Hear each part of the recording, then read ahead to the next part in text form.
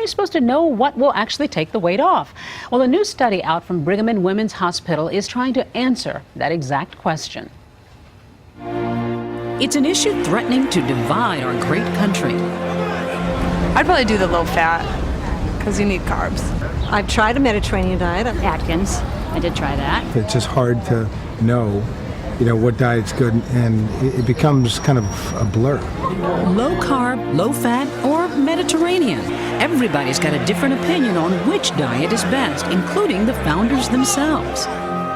Most Americans have a carbohydrate disorder. It makes me want to pull out what's left of my hair when I see the renewed interest in high-protein diets, because I think they are hazardous to your health.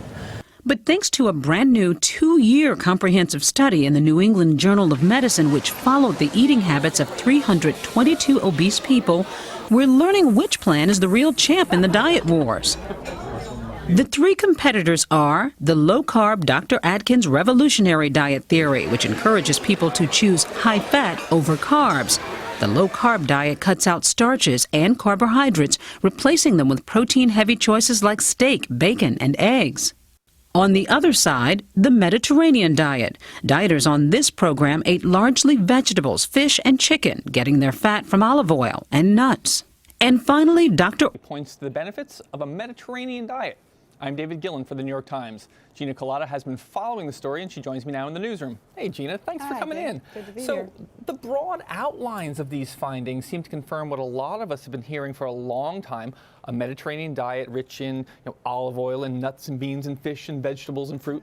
It's good for us, maybe a little wine too. But it's the magnitude of the benefits that seem to have startled some experts. Why is this all so significant? It's kind of amazing because these are people who were at high risk for heart disease, and they were taking drugs like statins that lower your cholesterol. So you say, well, how much more benefit are you going to get by just changing your diet?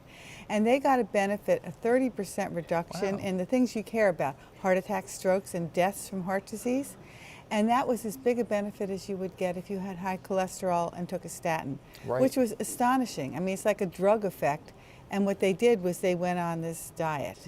And this was in the New England Journal of Medicine out today. That's right. Okay. You were telling me, though, that a lot of this is the diet. It's not as easy as you think. Yeah, it's really funny because we all think we have such a good diet. Right. And before the study started, they had the people fill out a questionnaire telling what they were eating and what their diet was. And we're actually going to have that on the web. And I tried it, and I said, I have such a great diet. I was just where they were when the study started. I was at the same level. I wasn't eating a Mediterranean diet, although I have olive oil and fruits and vegetables. It wasn't enough. This diet is kind of unusual.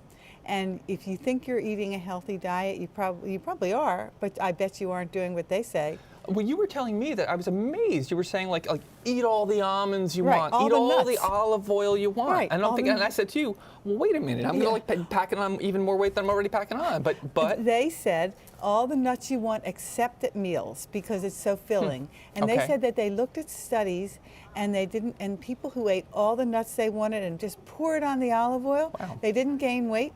And they think it's because these things are so filling. In fact, that's why they said don't have nuts at meals. Any other time, you can eat them all day. Okay. All the what they call black